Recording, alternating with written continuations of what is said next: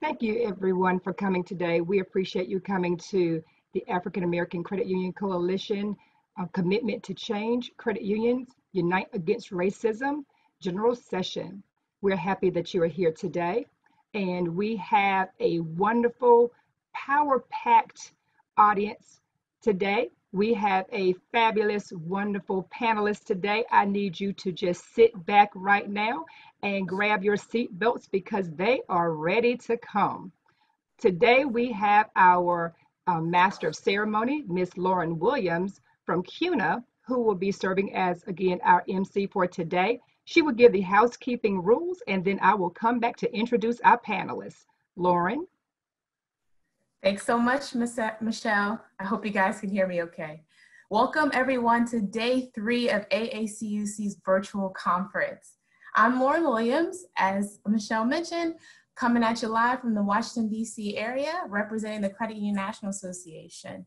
I will be your Master of Ceremonies today, and I hope that you guys are having a great conference so far. We're only on day 3, and so much great information has been shared, and we really hope that you guys have been enjoying it.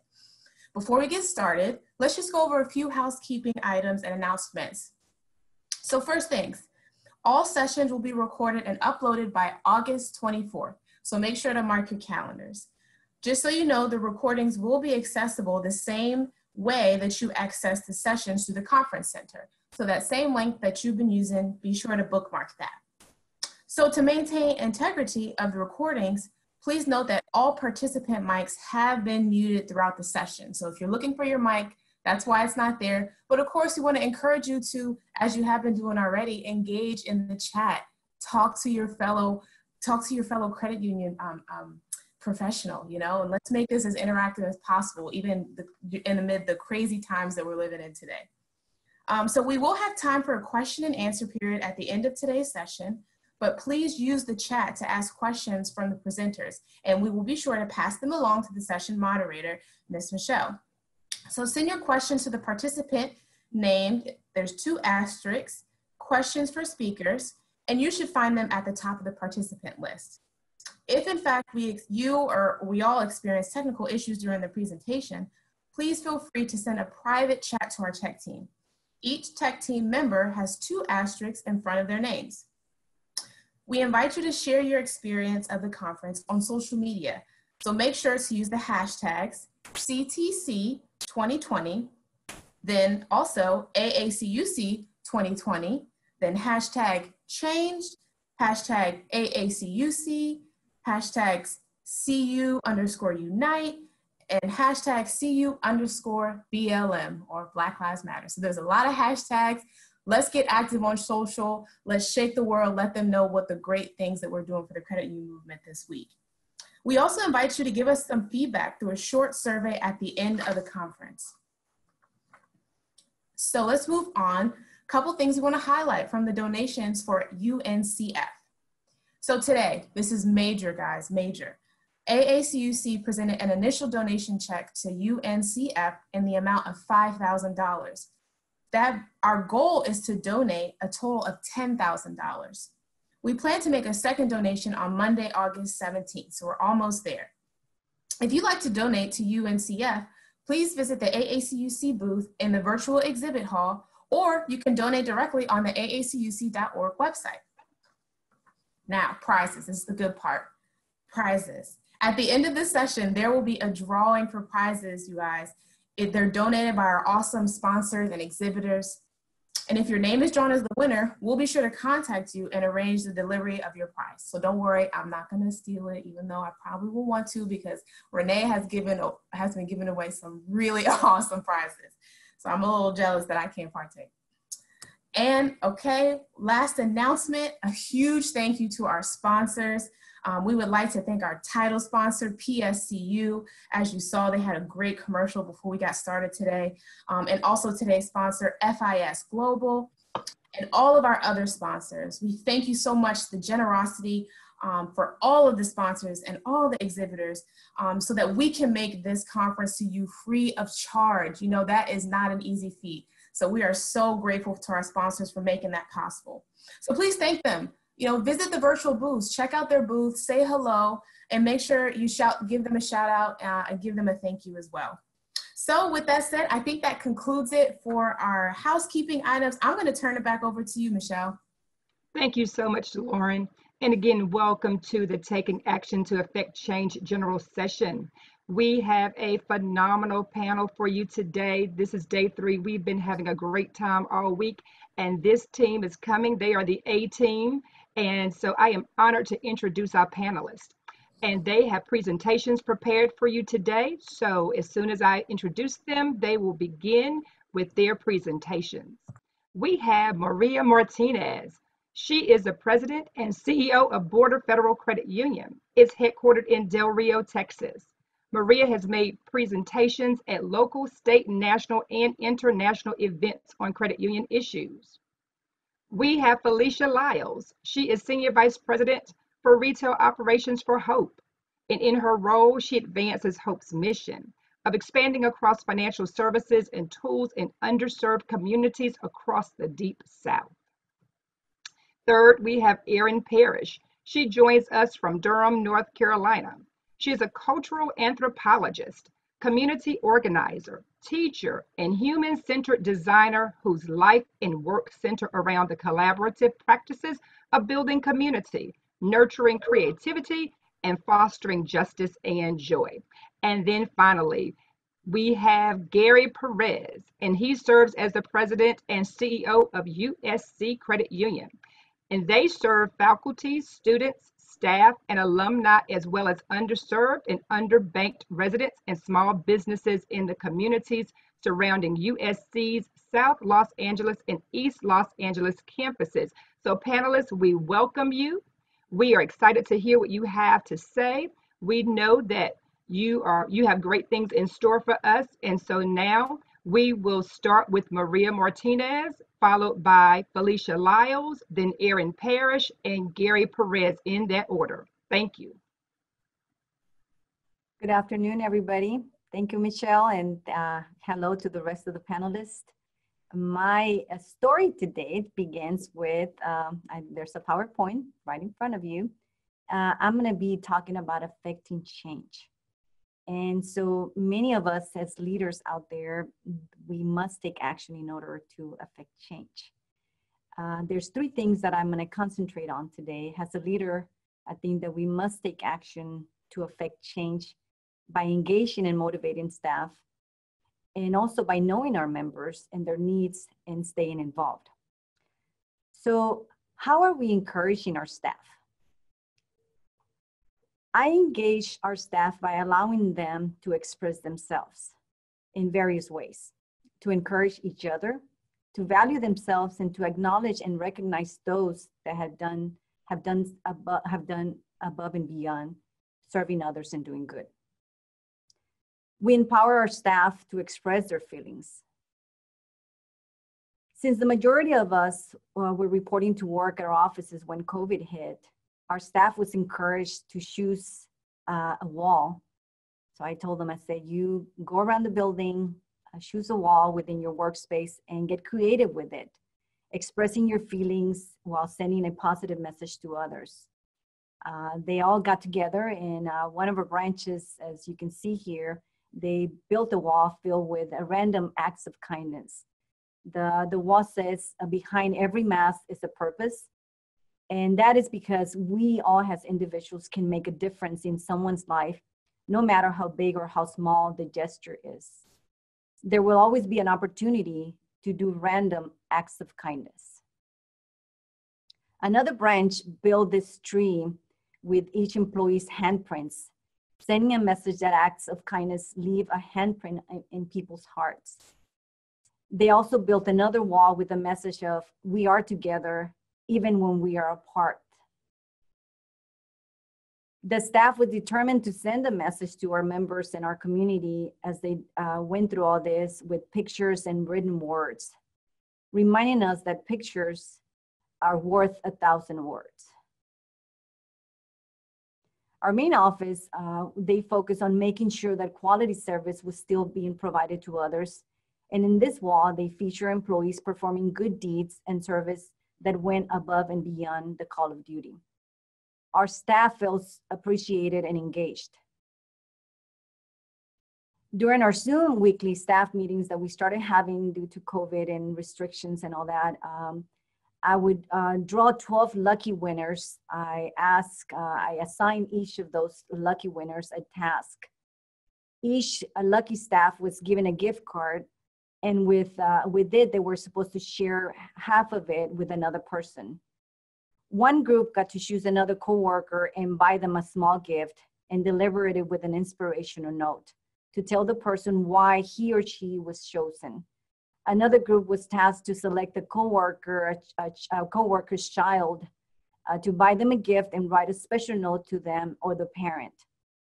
And then we had another group that chose a mom because it was during Mother's Day. And then we had another one, it was during Father's Day, they chose a dad.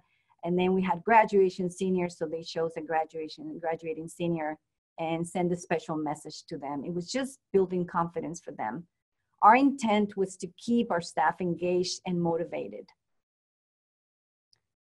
So we take care of our staff, and all of us together, and they will take care of our members. We must know who we are servicing and what their needs are. Our members deserve to be catered according to their needs, and we must take this into consideration. Their habits, and in many cases, the lack of access to resources or tools needed to transact business in a digital automated environment. We need to be more hopeful, more committed, and more dedicated to the basic challenges of living in a complex environment. For credit union leaders, this means we must spend time thinking and talking about the needs of our staff and those we serve, which are our members. Innovation, creativity, development comes from ideas fueled by our heart. And in serving our members, our staff got very creative in implementing special ways to still serve amidst the circumstances. We set up walk-up services on the first of the month using one of our drive-through windows. We had staff out in the parking lots educating members that had never used the drive-through canisters and showing them how to use them. Our employees were getting documents signed in the parking lot. I'm a true believer that in our industry, we are judged on how we treat the underserved. And we serve 13 counties in the area that are all underserved. In serving our members, we need to be fully human and pay attention to unfairness and exclusion and injustice. As for ourselves as leaders, we must remain involved to affect change. We should all have a checklist. So one of the things that I have jotted down here is, one of them is to stay informed about our current events. I don't believe in my career I had been in front of the computer so much, reading articles and watching the news and seeing what else was coming up. I spent so much time doing this, and I'm still doing it. We have to expect change, and we have to arm ourselves with the tools to act, whether it will be digital, whether it will be with personnel, or whatever it is that we need to take action on. One of the things that I really, really enjoyed during this pandemic was the fact that I could still talk to others, even though I could not see them and hug them and kiss them and all that. But so I ended up joining a lot of chat rooms, and many of you probably have seen me out there. Some people started telling me, hey, Maria, you're everywhere on Zoom. Yeah, right. And it's because I really enjoyed, visiting with others. I'm a true extrovert, and I love, meeting people. So I joined all these chat groups, and I highly recommend it. I think I've gotten the most out of the chat rooms than anywhere else because I learned from each other. I learned from so many of our peers, and many of them were leaders in our industry, but many were not at the leadership positions yet. So we can learn from each other. Be compassionate and willing to accept the change. I think, on accepting change, we also need to look at the needs of everyone and the needs of every single minority group and the needs of everything that we're facing. Check on your colleagues, check on your friends, those friends that you used to go out to the bar with, those friends that, you used to see at all the conferences, give them a call. The phones are still working, Zoom's still working. I think if there's still a way to get connected, I don't think I've had so many calls in my life in just calling on people and people calling on me to see how I was doing. be a responsible citizen. And we have elections coming up. Let's get out and vote. Let's encourage others to vote. I always tell my staff, you know, if anybody that's ready to go vote, especially on, you know, before we have early voting, I tell them, I said, my Suburban is available. Anybody that wants to go, I take a carload. You know, do that. You know, take them to encourage them to go there. You have to have passion about change, just like we have passion about serving people and people helping people. Like many other organizations this year, we went virtual in many of our activities, including our annual meeting. We normally get about 400 people at our annual meeting. This year, you know, we got only a handful through Zoom, but we still had it. Board meetings, scholarship reception. We do a lot of fundraising at our credit union to provide scholarships in the underserved community. And this year we did it all through Zoom. We selected scholarship recipients. We did it all through Zoom. And then we also have an annual golf tournament. Well, we couldn't have the golf tournament. But this year our board came out and said, you know what? You were not able to raise funds. Therefore, we're going to give you money so that we can still have scholarships in our community. So, you know, our board was very generous with that. And then our annual youth conference, every year, you know, we've been doing a youth financial conference, and we bring in kids into our building and we keep them here for about a week. This year we did it through Zoom. And so we got a good response, not the response that we had, but guess what? We're gonna start doing them every quarter instead of annually via Zoom. So that just brought in a new opportunity. And then, of course, we adopted to change just, you know, while still remaining involved in our community. That's the main thing. You have to remain involved. I want to thank you. Thank you for allowing me to talk to you today. I know you're going to enjoy the rest of the panelists. This is a good show. Thank you very much for the opportunity to address you today. And always remember that the choice is yours to make things better and to affect change. Thank you.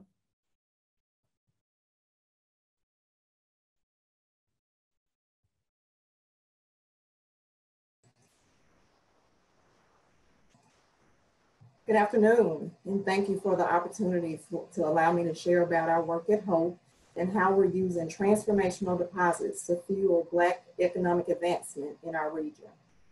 And so transformational deposits are simple, low-cost, 10 basis points deposits in the form of a savings account or certificates of deposits that allow us to continue to do our work at Hope in underserved communities.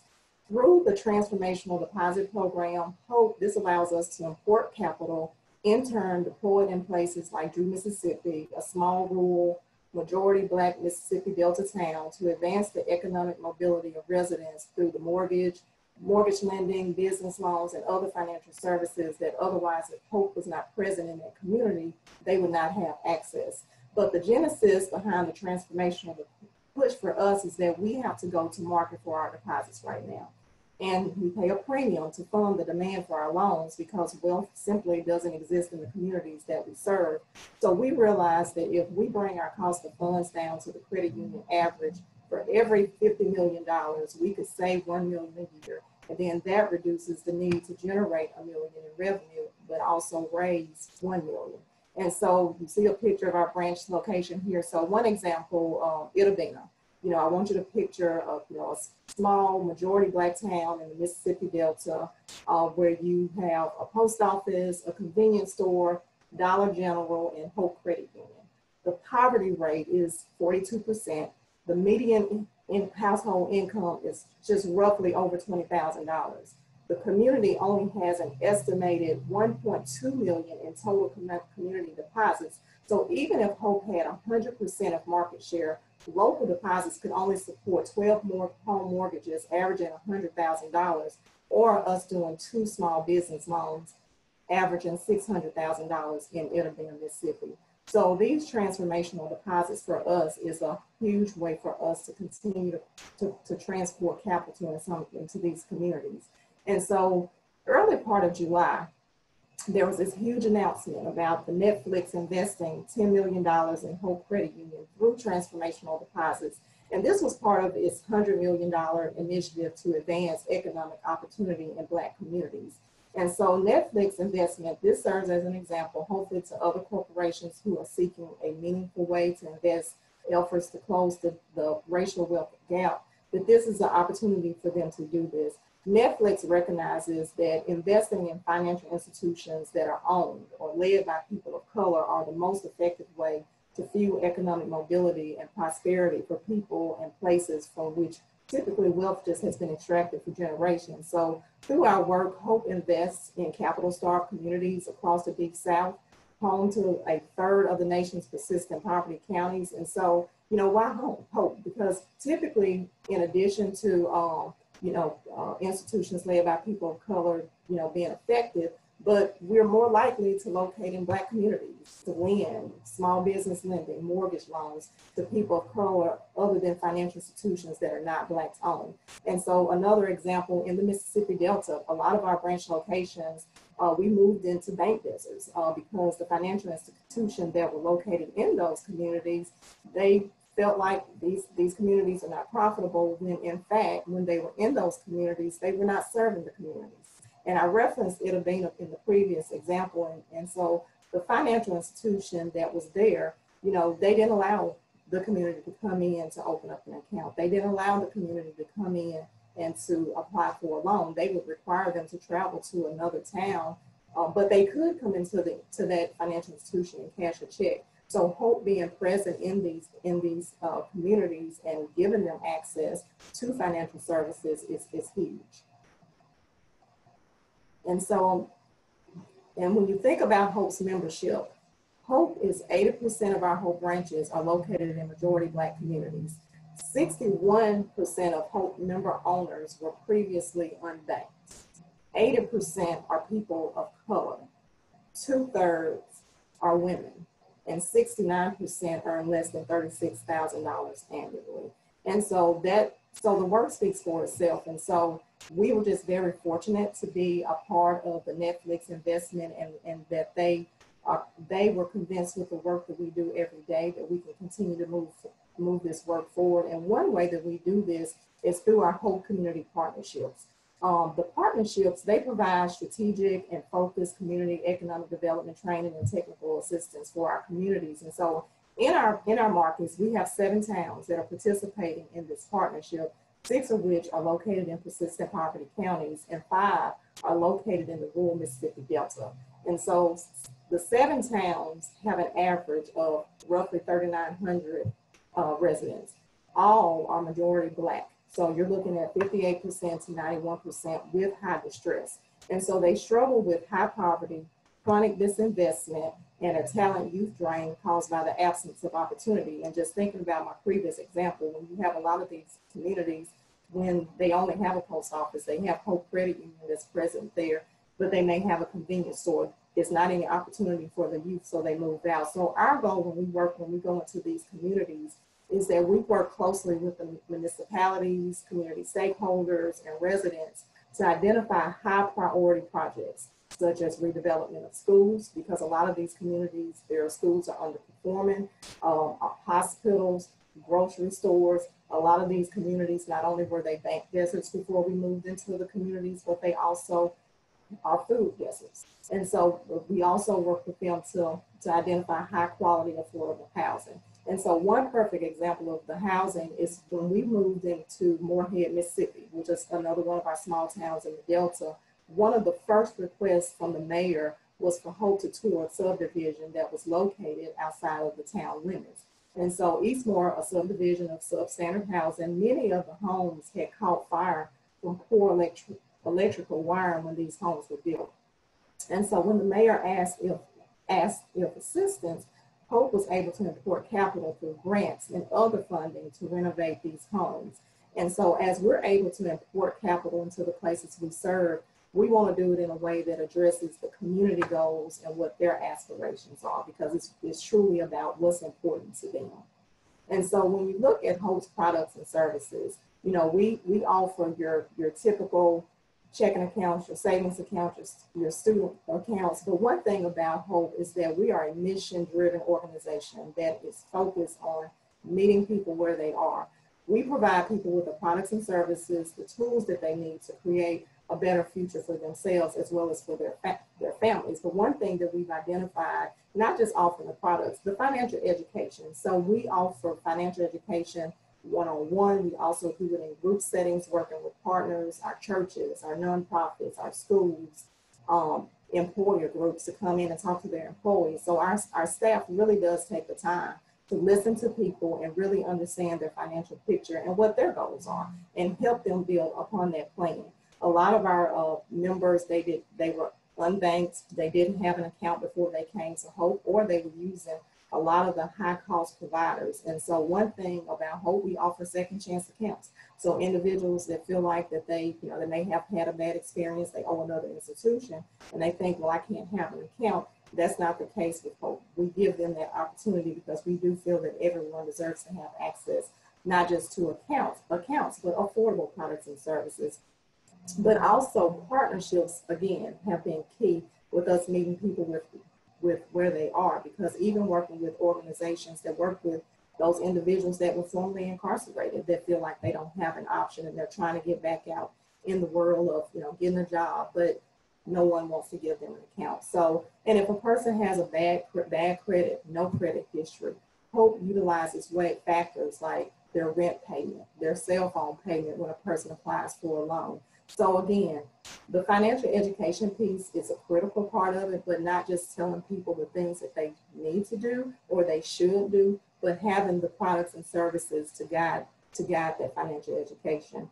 And so we also offered, earlier this year, we rolled out our small business loan program, because among our suite of products and services, we always think about what is it that we can do more to ensure that the Deep South reaches its full potential. So that means providing financing to small, medium-sized businesses, entrepreneurs, nonprofits that are ready to get to work in our communities. And so we implemented our small business program earlier this year on the lending, and we're continuing to enhance our small business account products. We had identified that our commercial lending products didn't reach as far as we needed them to, so we created the small business product to expand access to capital for those diverse entrepreneurs. So again, we recognize that we have to continue to be innovative when we recognize that there's an opportunity or a gap that needs to be filled to meet the needs of those that, quite frankly, they just haven't had access to the resources. And it's going to take the commitment from all of us. Hope is going to continue to do the work that we do, but it is going to take all of us to really change the economic and financial justice. So, but I appreciate the opportunity to share some of the work, and looking forward to some questions at the end of the presentations. Thank you.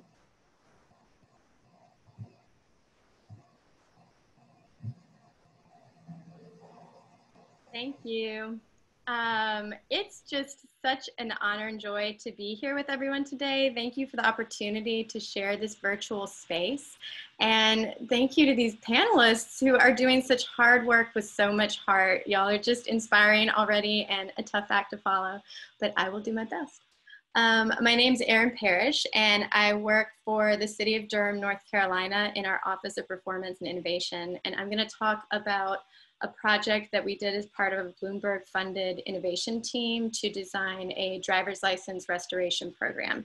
And the way that these innovation teams worked were using data and community engagement to try and understand the root causes of big community problems and work with residents to design solutions that really fit their needs.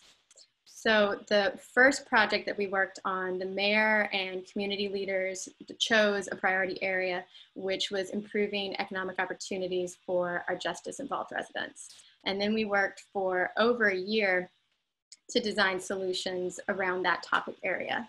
So we spent about 6 months really doing a lot of qualitative research, just listening to the voices of people who were affected or involved in the criminal justice system. And we prioritized those who were justice involved, those who had lived experience of incarceration, but we also talked to service providers and employers and to criminal justice advocates and law enforcement.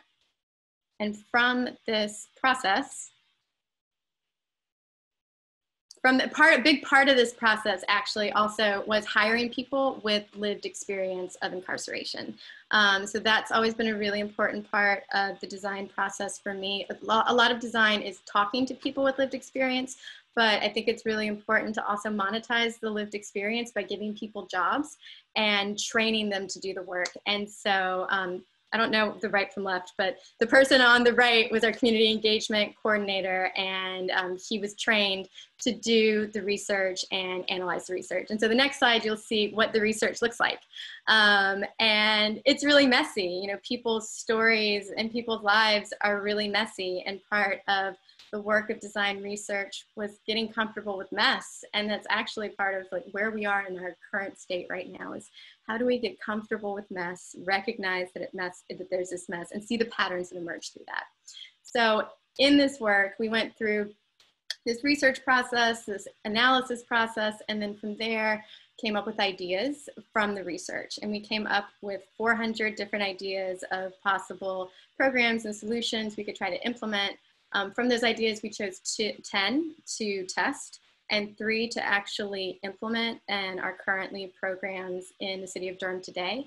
And I'm going to talk about one of those, which is our driver's license restoration program.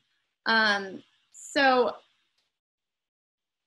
in our research, we saw that the lack of a driver's license was a huge barrier to employment. It was a huge barrier to economic mobility. And we never would have gotten to the program that I'm going to talk about without doing that really in-depth research of listening to people and understanding what their problems were.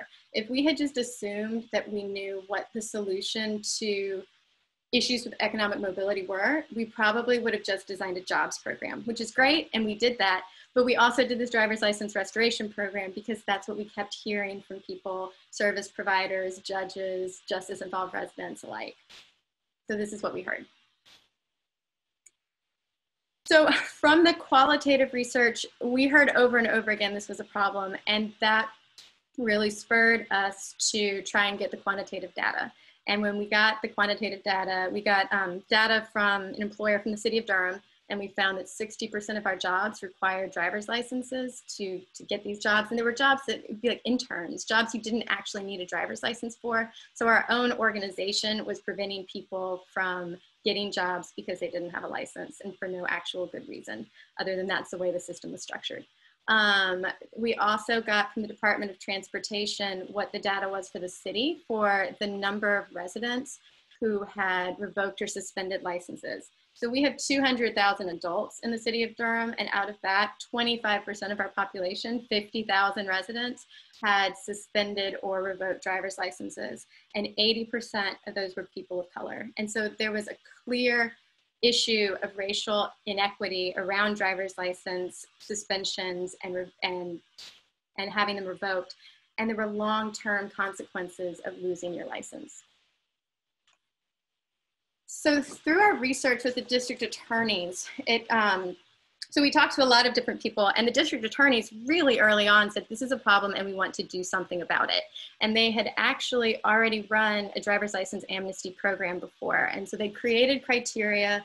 It was anyone who had a charge that was over 18 months old, which meant you weren't going to pay the fine or fee, and was just a low-level charge. So it was no DUIs, nothing that had caused any kind of physical harm to people. So they created this criteria, and had to happen also in Durham County. The district attorneys had created this criteria in which they said they would just dismiss those charges, and they advertised an amnesty day. And 24 people came to the court because nobody wanted to come to the courthouse, right? So traditional amnesty programs, they run for a really short period of time. It takes a day. You have to get to the courthouse. You have to be fine and going to the courthouse. You could be in long lines. And so we worked to think about what it would look like to do something different. There was an opportunity and a desire to do something different. So the basic design principles we took in designing this program is make it as easy as possible to get involved, make it safe, recognize that there are real well-founded deficits of trust, and shift the burden from the person who's going to use the program to the person who is delivering the program. So we had a trusted messenger, which was our community engagement coordinator, and we made it really easy to apply for the program. And we knew we could do a lot better, and this is what we did. So we made it super easy. All you had to do, we talked to the district attorneys and said, what is the least amount of information you need to be able to dismiss charges? And they said, we need a person's name, their date of birth, and their contact information. So we sent our community engagement coordinator out into communities and started advertising this program and said, hey, you know, if you've got a driver's license charge, all you got to do is text this information or email this information in. And the district attorneys and us, we thought we'd get maybe 200 people. Like, we thought if we could make it 10 times bigger, that would be great. We had 2,500 people who applied, and we had 2,000 people apply in 3 days. So that was over 2 weeks, but we cut it short because we couldn't handle the capacity of people who were interested. So it was great. You know, 500 people got their charges dismissed. It was a success. But we also knew that we could do a lot better. And so after that first round, we thought about what worked well and what didn't work well. So this was something that we tried really early on. It was like our second month at work, and there was a convergence of people who wanted to do this. There was an opportunity, and we did it, and that was great. But it was my boss's personal, well, it was his work cell phone, but it was like his cell phone that people were texting, and we were individually responding, and I was talking to people on the phone outside, and we just, like, there was no real order. We just kind of threw some stuff on the wall and got this massive response, which was awesome, and we learned a lot from that process. So we did a second iteration and thought about how we could improve this, and the next slide will explain that. So one of the really important ways of how we improved on this process was really doubling down on creating strong partnerships. So, you know, we had all the people who were involved who had power and discretion over this around a table thinking about what can we do to make this better. And through this process, we realized that the Administrative Office of Courts had all of the data that we needed to be able to do mass relief. And so we got access to that data. And if we were able to have access to that data, all we needed to do was put that eligibility criteria that the district attorneys had decided on and just wipe people's slates clean. And so that's what we did. So our first prototype, we had 500 charges dismissed, and our second prototype, we got 51,000 charges dismissed because we were able to just summarily wipe people's slates clean. Another aspect of this, so there's the district attorney who can dismiss the charges, but then there are judges who have the discretion to waive fines and fees. And the state laws of North Carolina were changing. So one of the reasons why we were working so quickly was there were a couple of judges who were about to retire, and they were like, we're gonna do this. We're gonna just like wipe people's slates clean. And it wasn't that easy. And we ended up having to create this pretty involved infrastructure that exists now, that we have 300 ability to pay cases come every 2 weeks. And so we're working to try and get through about 13,000 cases over the next 2 years. So this says 1.2 million was waived. I think we're closer to 2 million now. And you'll see the average age of these charges was 16.5 years old. These were not new charges. No one was going to pay this money anytime soon or ever, basically. Another challenge that we had, though, is how are people going to know, right? So we erased this from people's records, but they didn't know that they had even received that relief. So we figured out a way to work on notifying people. And we partnered with this wonderful group called Code the Dream, who created a portal for us that people could enter their information and see if they had received relief. And so anyone could put someone else's information in there as well. So I used to do a lot of work in the county jail. And I would go in and ask people, like, can I put your name in? And then see if they'd gotten relief, and then report back to them if they had. So it was pretty, yeah, it was pretty easy to use. And so then our next step was getting community organizers to go out into communities and say, hey, did you know that this thing exists? Did you know that you possibly have relief? And we use data to target the neighborhoods that had the highest concentration of revoked or suspended licenses. And we use justice involved organizers to go out and talk to folks. So, you know, in conclusion, I guess this presentation's kind of at a slant because I'm not part of a credit union, but I'm already hearing so many resonances of innovation, kindness, creativity, work with heart, work with justice, work that centers racial equity, and work that centers on how do we improve the economic mobility of all residents? How do we put more money in people's pockets? What's the kind of work that we can do to have people be freer? And that's really what a lot of this was about. You know, people were going 20 years without having a driver's license that didn't just have economic effects, but physical effects, mental health effects. And so, you know, the process is thinking about what happens when we center people's stories and make that the source material for the programs that we create and the source material for people's own ability to be more free. And I think that is the point, is people are the source materials for what they need, and that it's our responsibility to create the innovative and creative and nurturing systems and solutions that allow people to thrive. So thank you very much for the opportunity to be here, and I'm looking forward to the next panel. Wow. Erin, as a 42-year credit unionist, I can say unequivocally, you are one of us. You have the heart of a credit unionist. Thank you for having me join this panel today. You know, when they asked me to join, I was so humbled. I was blessed to be a part of this. But you know, after listening to what Felicia and Maria are doing at their credit unions, what Erin is doing at the city of Durham, I'm starting to think that blessing has turned into a curse because I have to follow the three of them. But I'll do my best in that. I'd like to kind of take it in a different direction. My three predecessors talked about the great things they're doing in their respective communities. And while I'm proud of what the USC Credit Union is doing in its underserved community, I thought I'd take this in a slightly different direction and talk about how we might embrace the sixth cooperative principle so that we can work together to better help, better uplift the communities that we serve that need us most. So it really is a privilege to be here with you this afternoon.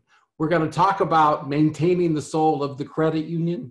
We're going to then shift into talking about how credit unions might work together to help finance the education of young people of all colors, but especially those in our HBCUs. We're going to talk about addressing this looming eviction and foreclosure cliff that we're facing now. Then we're going to take a page from the Iowa Credit Union League in Coopera and talk about some opportunities there.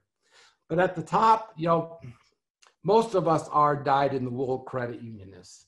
And the notion of the 7 cooperative principles have been indoctrinated in us since our first day at the credit union. How wonderful now that because of the wisdom and the vision of the iconic Mr. Maurice Smith and the African American Credit Union Coalition, that we now have 8 cooperative principles. That 8th, of course, being diversity, equity, and inclusion. But today, I'd like to talk about one of the concepts that is perhaps least discussed, and that's cooperation among cooperatives. You know, at the end of the day, I believe that credit unions are, in fact, better when we work together. As the NCBA, the National Cooperative Business Association, says, cooperatives serve their members most effectively when they work together. That's cooperatives across disciplines. In this brief presentation, we're going to talk about credit unions working more closely together because we are, in fact, better together. So when we look at small credit unions, and you know, when I started at the USC Credit Union, we were, in fact, a small credit union. We were $15 million in assets. I believe, you know, with every fiber of my being, that small credit unions are the heart and soul of the movement. I've got nothing against. I have so much respect for our large credit union brethren. But those small credit unions, the majority of credit unions, they feel their members, they touch their members, they have a passion for their members. I still have a passion for my members, but you know what? I'm not on the front lines every day like I was when I was the CEO of that $15 million credit union. The problem, as we all know, and look at, I realize that you, like me, haven't attended a credit union conference in the last 25 years without a reference to the decline in the number of credit unions. So here's yet another chart that shows where we've come from, 22,000 credit unions in the 1970s to where we are now at just over 5,000. And it's kind of a parlor game. Where will we be in 5 or in 10 years? How many will be around? The problem is that it's not big credit unions that are going away. It's small credit unions. And what I'd offer is that we need to work together to help uplift small credit unions so that they can uplift the communities, largely the underserved and underbanked communities that they serve. So I'm not going to go through this eye chart with you, but suffice it to say, the small and mid-sized credit unions are facing truly existential threats right now. As you can see, the overwhelming majority of credit unions are under $50 million in assets. But look at the deposits that they have. Look at the loans that are outstanding. And then those are the first two columns. Then look over to the last two columns, or credit unions over 500 million. We are a fraction of the credit union community, yet we have the lion's share of the credit union wealth. We have the lion's share of credit union deposits. There's a good reason for it. The larger the credit union, the greater the scale. And with greater scale, we can reduce operating expenses. And if we reduce operating expenses, we can reduce our net interest margins. What does that mean? So much gobbledygook. What does that mean? If you have lower expenses, you can offer better pricing. And if you offer lower rates on loans and higher rates on deposits, then by definition, you're going to be more appealing to members and potential members. That's why, again, large credit unions are succeeding. So, the main solution to solving the dilemma of the small credit union is to merge. And, my offer is, let's not merge the credit unions. Let's merge the credit unions' back offices. Let's find a way that we can allow our dedicated leaders in small credit unions, our dedicated board members, to remain passionate about their members, to develop products and services unique to them, but build that same scale by way of working together in the back office. And look, as I say on the bottom here, this isn't a new concept. We've had the wisdom to marry our back offices, to create a shared infrastructure. We just haven't had the will to do it.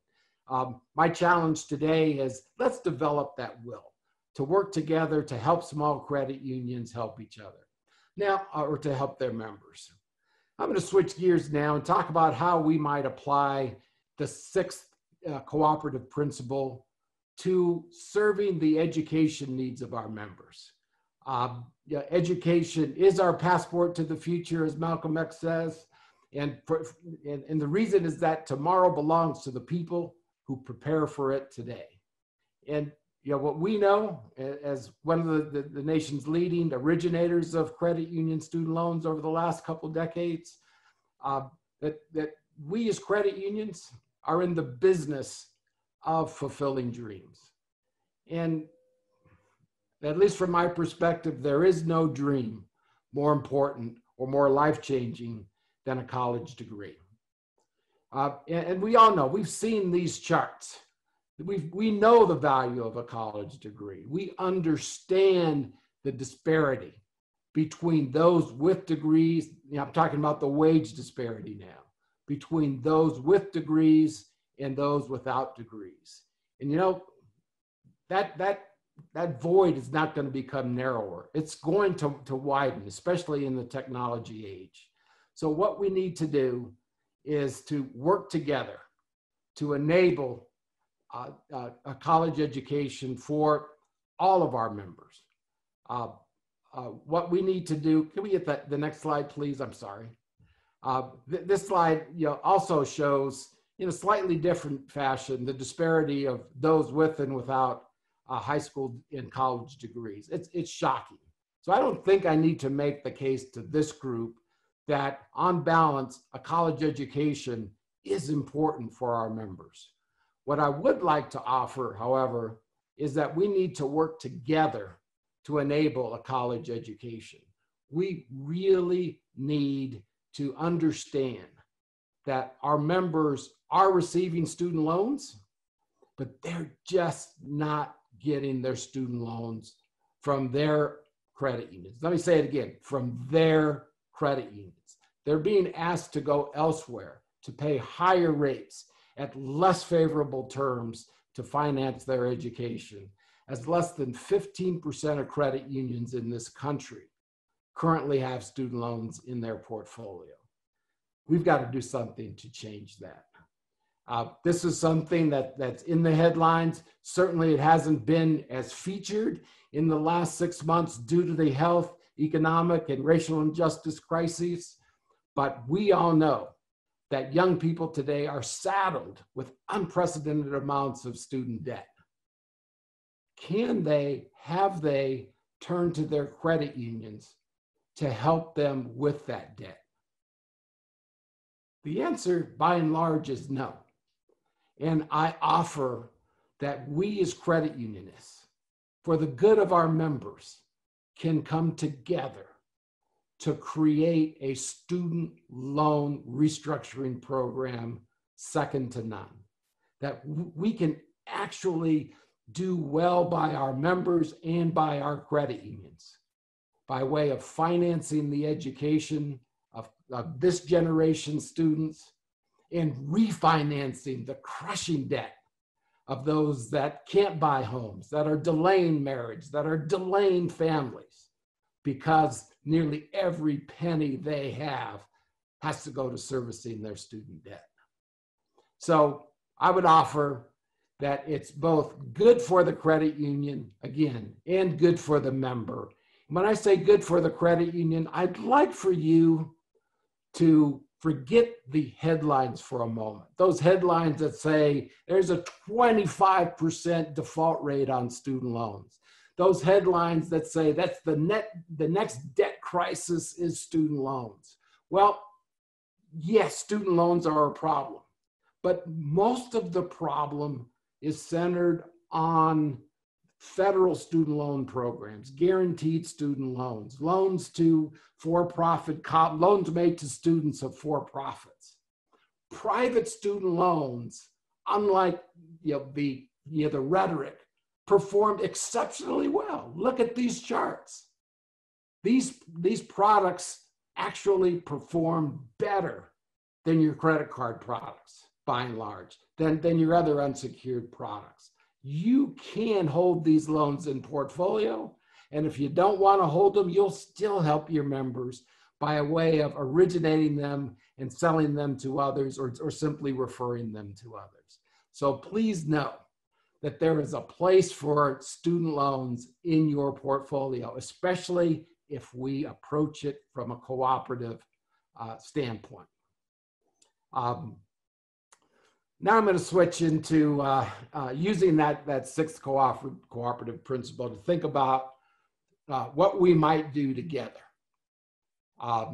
So we've applied the sixth co-op principle. Make that all the co-op principles. To further the education of tomorrow's African American leaders. What if we did that? What if we, and just hold on for a minute, I know it's going to sound crazy, but what if we formed a new digital-only credit union, owned by and operated exclusively for the faculty, staff, most importantly, students and alumni of HBCUs not served by a credit union. We can do that. Now, I'm not talking about those great credit unions that already exist to serve a handful of our HBCUs. There's 10 to 15 of them that are doing a terrific job. Yeah, they can continue doing that terrific job. But what of the other 30 or so members of the United Negro College Fund? What of the other 90 or so HBCUs that aren't served by a credit union? Think about what we could do together if we were to put this together. What would that credit union look like? Almost overnight, it would instantly be a low-income credit union.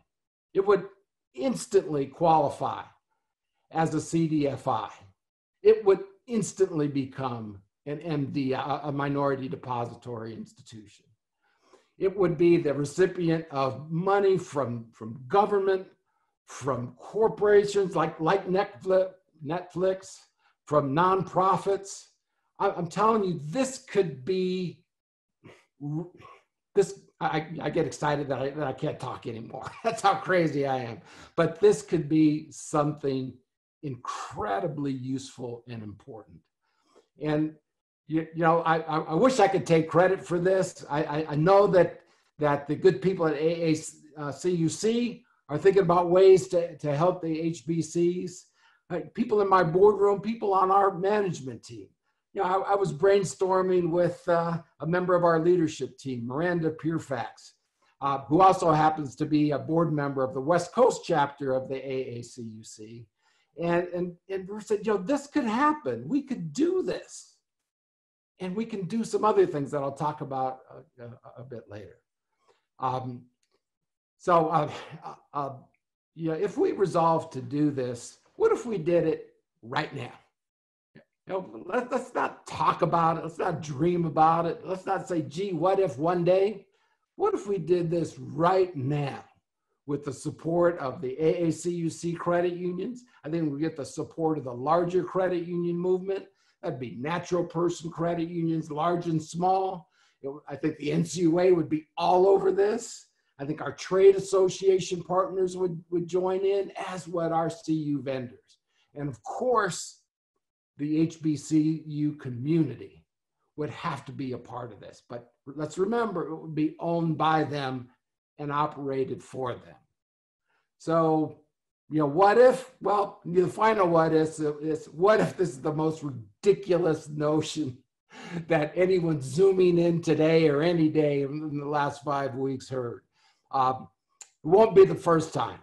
If it is the most ridiculous thing, then I will have the distinction, my friends, of being the shortest tenured board member in the history of the AACUC, because I was elected an hour ago and I could very well be booted off the board tomorrow. So with that, I'd like to offer 2 things that I think we can do together. Our credit unions happens to be a credit union, a CDFI, an MDI, we're a Juntos Avanzamos credit union. We work with other CDFIs in South Los Angeles, and we're trying to solve what I think is a looming crisis.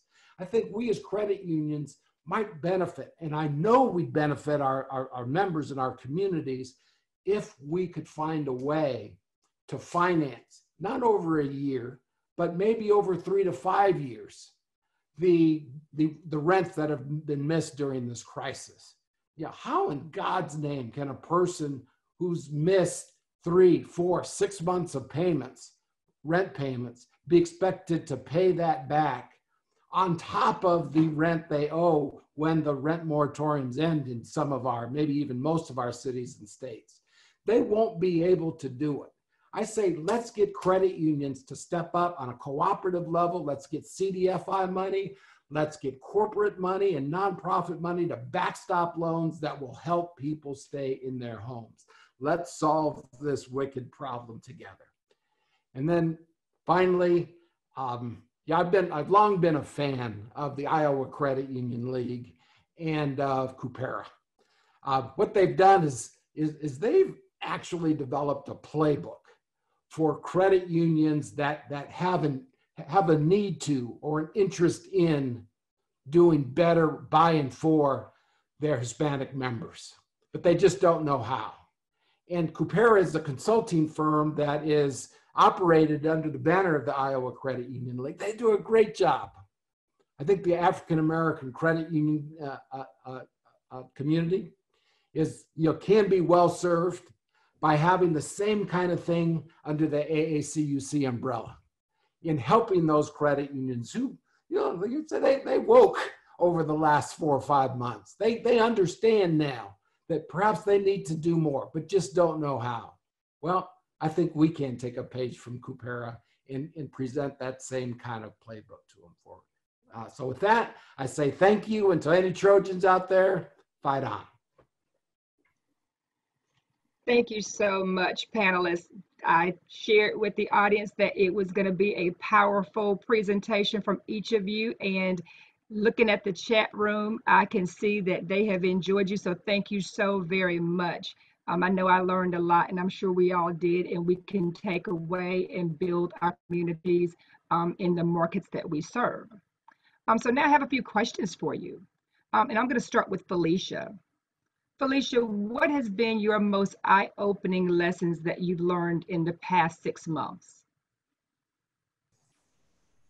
Michelle, I would say the most eye-opening lesson in the past 6 months has really been not to waste a crisis.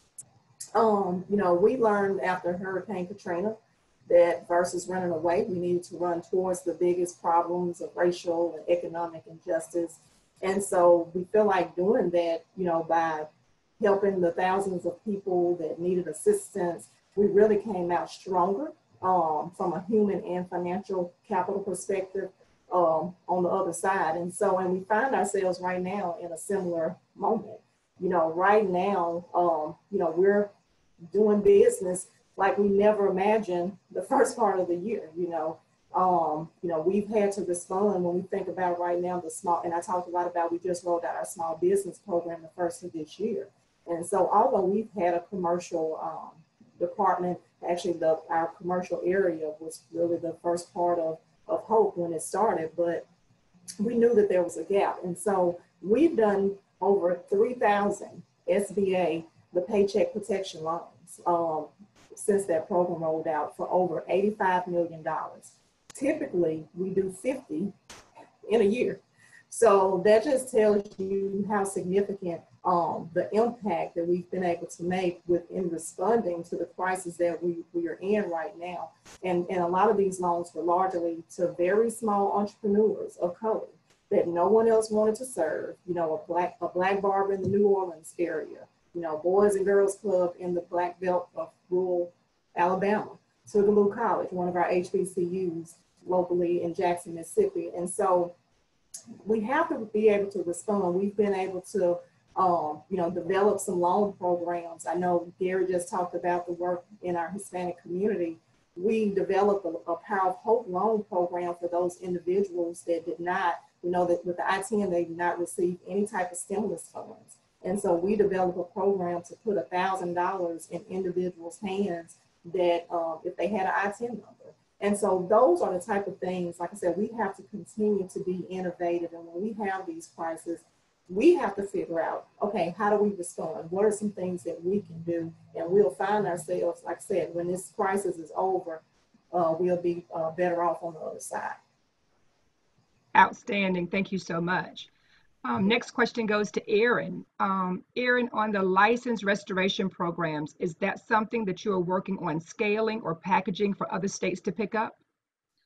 Yes, so there are other states that have their own license restoration programs. A lot of driver's license laws are state specific.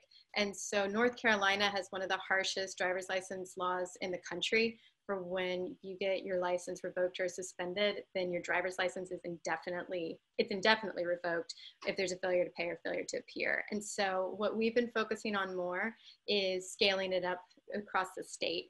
And so Charlotte-Mecklenburg is working on that, and that's our biggest city. And Chapel Hill is also working on that as well. So we have a couple of other cities in the state of North Carolina. I'm also involved in a cities and counties for fines and fees justice work. And so that's 10 different cities and counties and across the country. And several of them are working on driver's license restoration programs as well. Great, thank you. Maria, the majority of your credit union group is Latino. How can you galvanize with NALCUP to affect change, and what message could you send, and how do you serve your community? Thanks, Michelle. So as many of you know, I've been very involved with the NALCUP group. We started NALCUP as a network community. And just most recently, actually last month, we decided to reorganize NALCUP and to make it more like a national level. And so you're gonna be hearing more about that as a national association instead of a networking association. And we're learning a lot from the African American Council, you know, and it's been amazing at the work that y'all have been doing. And I think it's been an inspiration for us to bring those services into the underserved and also into the Hispanic community. As you know, the community that I serve, it's basically 85 to 90% Hispanic in my area. But I also believe that the Hispanics are the majority right now of minorities. And if credit unions are not out there to serve them, somebody else will. And guess who's going to do it? The payday lenders. You know, and they're already doing it, and they're going to them because, you know, they're giving them the tools and everything that they need, and they're doing it fast. But the best answer is credit unions. And I think we need to position ourselves to make sure that we do that. And that's where NALCUP is going to come in. I'm hoping that now that we're going to reorganize this organization, that we could be able to give you and provide you with tools along with Coopera, along with Inclusive and Juntos Avanzamos. And there's going to be a mixture of things, and there's so much interest. So we're very excited about that, Michelle. Thank you. Oh, you're welcome. Thank you. And that just shows what the partnerships can do together in living out our cooperative principles. Gary, what are your aspirational goals that you need to or want to bring into grassroots implementation? And how can we all work together to take our aspirational ideas to a grassroots level? Well, what a terrific question. So look, it's easy to have ideas. It's hard to implement them. You know, we all know that. But I'll tell you, if we wanted to start a digital credit union that none of us would own, none of us would be enriched by, but that would enrich, you know, those HBCUs, their students, their alumni, and the communities surrounding them, we'd all be the better for it. And, you know, we just need a few hands to go up to say, I think this is something worthy of pursuing. We could start that credit union next month. If we wanted to collectively do student loans, there are some great partners out there right now that'll help you do student loans. Or we can start a new student loan CUSO if we wanted to. That would be our shared back office to do student loans for those that aren't doing them, that don't have the expertise internally. And the same with this notion of creating a shared back office. We can, if we have the will, we can come together to share IT systems, share accounting systems, share collection and loan processing systems to reduce our costs and allow us to free more money to helping members. Thank you. Well, I say, Gary, let's go. I'm receiving some text messages that say you have their vote. So as soon as this conference is over, I think we all need to get started on that. Okay, Aaron, as a cultural anthropologist, how do you begin to partner with credit unions to help in their membership? You know, I knew y'all would ask me a credit union specific question that I would say, I have no idea. So, I mean, I might flip that question back to y'all. I mean, I guess to be specific about what a culture anthropologist skill set is, maybe that might be helpful, is just the process of okay, so like the idea of getting the message out instead of payday loans, getting the message of credit unions out, right? So a lot of cultural anthropology is going out and talking to people and listening to people, and then understanding what are the patterns and the things that people keep saying over and over again that create messages that are really impactful for it. So a lot of anthropology is really similar to, I guess, like good marketing, right? So I think that would be a way, but you don't need a degree in cultural anthropology at all to do this work. I think it's all of the principles that I'm hearing of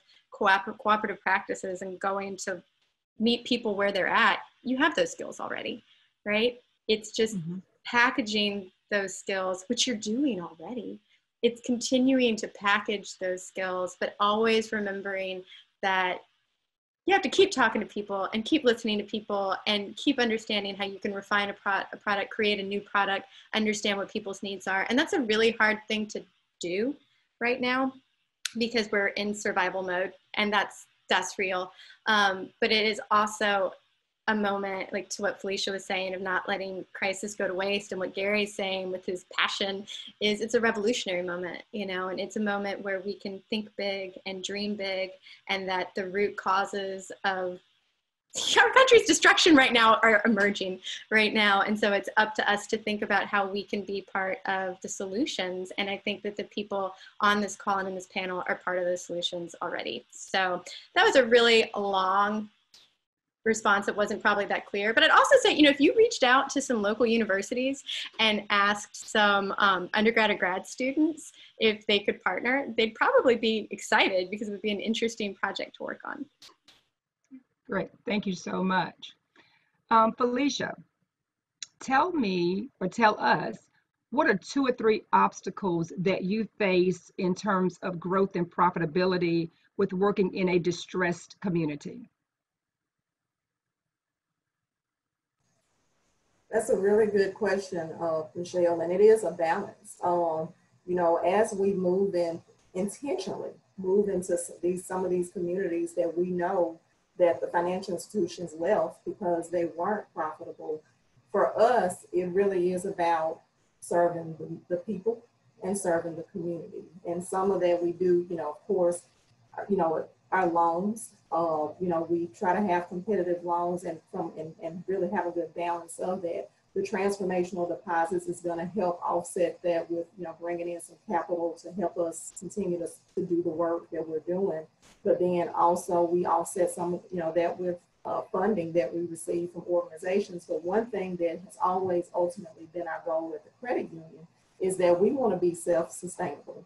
And so that is a focus that even when we go into these markets, we see where there are opportunities for these markets to be profitable. There, you know, there's challenges because, like we said in the Delta, you know, even if, you know, a whole community, 1.2 million, if we had 100% of the community, that's going to be the deposits that come in. And so just really balancing it out with staffing, operations, you know, you just have to kind of figure out that formula, you know, of what makes sense.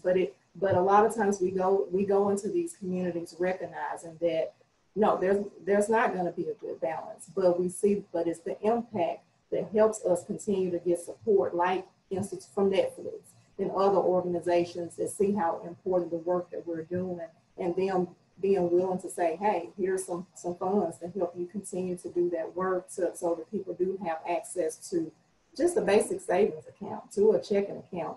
People to be able to, you know, first-time homeowner where they never really thought that was an opportunity for them. But it's also about making we invest in the whole community. It's just not, you know, with most financial institutions, it's really about the accounts. We go in focusing on the people in the community as a whole, from the schools, from the municipalities, and we're really building up that whole community. And when we get that support, in Utica, Mississippi, that's rural part of Jackson, Mississippi, when we went to that community, we actually we brought in more members than the bank had customers, because we were giving people opportunity and giving them access. And so where we have found that in one piece, it looks like it's not profitable, the outcomes, it makes it worth it. Great. Thank you so much. Have a question coming in for each of you. So I'll let each of you take this question. And that is, what do you say are the major roadblocks that get in your way for taking action, and what do you do to describe it? So what are the major roadblocks that get in your way when trying to take action? And we'll start with Erin.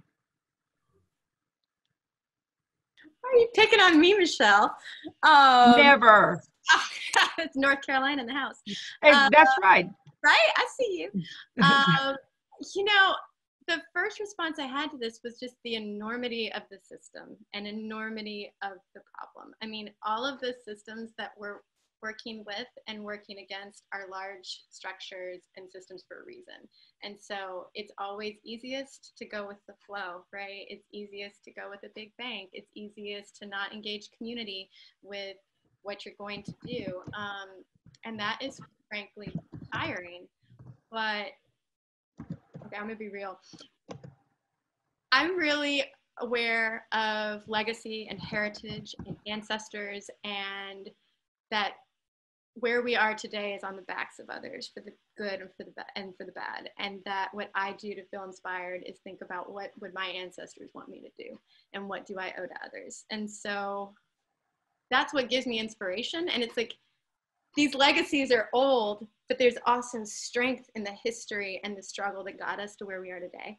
And so that's what slows me down, and it's also what speeds me up.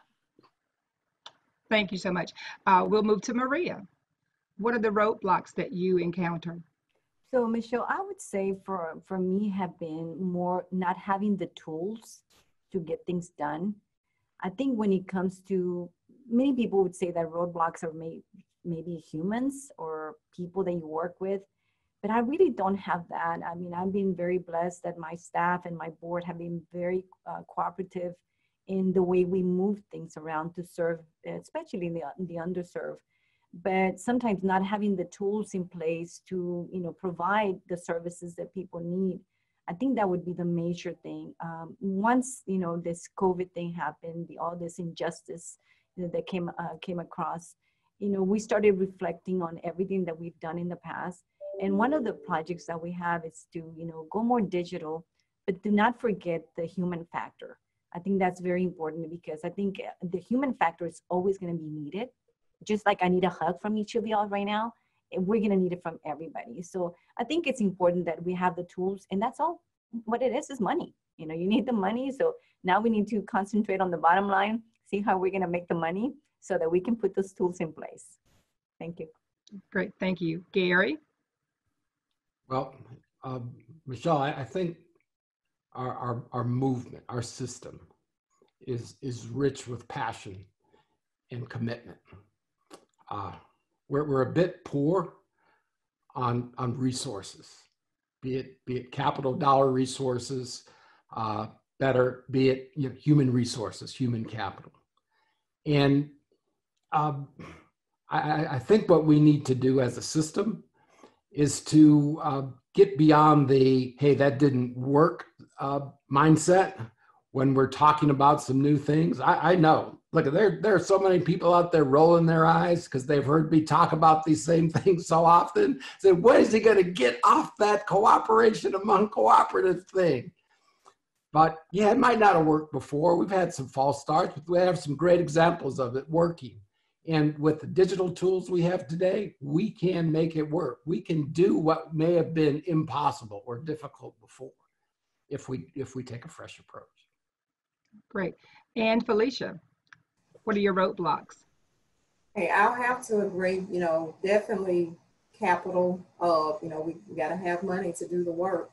But then also, and I agree with Maria around just systems, because being able to keep updated, from our online systems, and it may even be our phone systems. We're investing in a call center right now just because with our lobbies being closed, we're getting an increase of calls to our call center and just having the capacity, human capacity even to do the work. And that was going to be my last one. It's just capacity. We, especially at Hope, if it's to be done, our CEO charges us to get it done. And so, and we're trying to, you know, now be everything to everybody because we just know how critical and important that work is. But you got to have people to do it, you know, and we're fortunate to have a great staff and teams that when we're called upon, everybody pulls together to get it done. But it can, sometimes it can stretch. So I think, you know, especially being a credit union, we don't have, you know, we're small. And so, and we're doing the things that people need, and we know the reach that is needed, and it takes people to get it done. So I think, you know, capital, capacity, and then the tools and the resources sometimes can be, and I'm not going to say a roadblock because we push through it, but it can be a challenge. Great, thank you. So Maria, can you tell me if you could implement all the things that you're working on right now in your community, what would healing look like?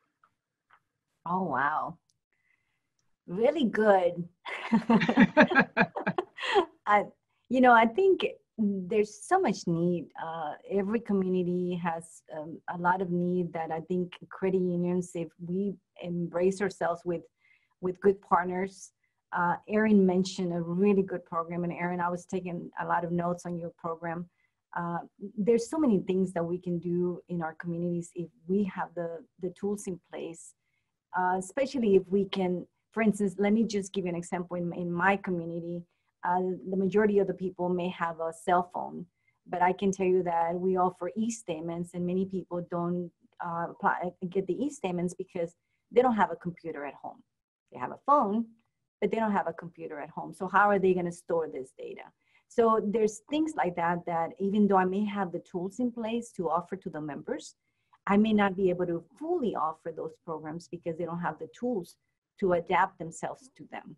And so, and that's just a one minor example. When I was listening to Erin, I was thinking about the undocumented living in Texas, not able to get a license and not able to open an account with a license. So we supplement those things by accepting other sources of ID, such as matrícula consular, the Mexican passport, you know, so there's other things that we adapt in order for us to provide the service. Just like Erin, you know, they did all this work in order to provide people with a license or to be able to even get a job. So having the tools sometimes does not do all the work. It's going beyond that because you got to understand the human factor on the other side. Great, thank you. Gary, what is your process to determine what you're in control of to take and affect change? Wow. Well, look, I'm very fortunate. I've been incredibly blessed to have a supportive board, a great team, and look, I get to play entrepreneur at the USC Credit Union. You know, I get to be a capitalist with other people's money. And the good thing about being a credit unionist in Los Angeles and South Los Angeles and East Los Angeles is that we know that we can work together, not just with other credit unions, but with other CDFIs in the community to affect change. So, you know, it's frustrating at times because look, sometimes our ideas are too big for our budgets, but man, is it fun? Is it fun to try? And as long as I'm here, I'm going to keep trying. Yeah. Great. Well, as long as we're having fun, it doesn't feel like work, correct? Okay. Erin, I promise you, I am not picking on you, but there is an audience question for you. Is there advice you'd give credit unions who want to include members, people with lived experiences as co-creators of new products, services, and policies? Yeah, so there's a couple of things. I think there's really basic things of just focus groups of asking people what their most important needs are and what the barriers are for meeting those needs. And then from there, trying to come up with ideas of what creative solutions could be to meet those needs. I'm a big proponent of testing early. So what we did with the driver's license program is we tested that like 2 months into what we were doing. And I think to Gary's point, there was a point about failure, I think, of like not being afraid to fail. If you've got something that's small that you can test and be okay if it, not look at it as failing, but look at it as learning, right? And trying something, seeing if it works, having members saying, okay, this isn't exactly working for me and this is why, or this would be better, creating some sort of space for people to offer their feedback and then see that feedback become something and then be part of making it become something better, I think totally fits the ethos of the work that you do. Also a very specific resource, IDEO, it's IDEO.org. They do human-centered design, and a lot of human-centered design that they've done has been around like creating banking systems in sub-Saharan Africa, Southeast Asia, and they've got a really great design kit, a human-centered design kit that has ideas of activities that you could use that you could probably repurpose. And I've used them a lot and repurposed them. Great. Thank you so much. Well, I cannot believe it is already 4:26 and we end at 4:30 promptly. Thank you so much, panelists. You have been phenomenal. There are many more questions that are being asked. We will do our best to answer some of those questions for you in the evening session. But at this point in time, again, thank you. I need to turn the service back over to Lauren Williams so that she can give more information and some gift giving. So Lauren, it's yours. Thank you so much, Michelle. And thank you so much to our panelists, Felicia, Maria, Aaron, Gary. You know, your insights were just so profound, and I'm just so excited to have been able to MC this amazing session. I think we got the best session this week, I have to say. Don't tell anybody I said that, but you know, thank you guys so much. So let's give them a virtual round of applause. So silent, I know you guys, we can't see you guys, but I know you're clapping, you're typing and you're clapping. It's the same thing. So we appreciate you guys. And so before we conclude the general session, like Michelle said, and thank you to Michelle. How about Michelle? She's the awesome moderator. We got to give claps for Michelle too, right? We cannot leave her out. She's been doing amazing. And so let's move on to our prizes. So like I said, I'm not going to hoard the prizes. They are for you guys. So I'm excited about these though. You guys are lucky because I already have some Apple AirPods, but our title sponsor, PSCU, has generously donated another set of Apple AirPods. So if you didn't win yesterday, you have another chance today. And our winner is Craig Birchfield from Publix Employees Federal Credit Union. So shout out to Craig, very excited for you. Florida in the house, it looks like. Publix, I think Publix is a Florida-based grocery store, so that's awesome. And so we have another prize. Our second door prize is from AACUC, the amazing host of this conference, and it's actually a $50 gift card, so you can use that wherever you'd like. And our winner is Hazel May Overturf. Hopefully I'm pronouncing your name right, Hazel, from BQ. So congratulations. Don't worry, we'll contact you and we'll make sure that we get those to you. So someone will be reaching out to you to get your address information, all that. We'll get you taken care of. So just a couple of things before we wrap up. Membership. Hey, if you're not currently a member and you would like to stay engaged, we encourage you to join AACUC. I always tell people this when I interact with them. AACUC is not just for African Americans. You know, it's for all of us as cooperative partners to really take advantage of. So please go to AACUC.org. You can visit the AACUC booth through the virtual exhibitions just to find out more information about that. Next, guys, please visit our exhibitor hall. It's open until 6:30 this evening. Just please check it out. Visit the booth. You know, I encourage you to make some postings.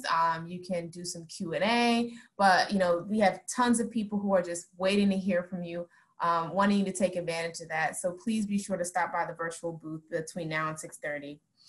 The women's chat is discussing the I've Got the Power and the men's chat on meditation.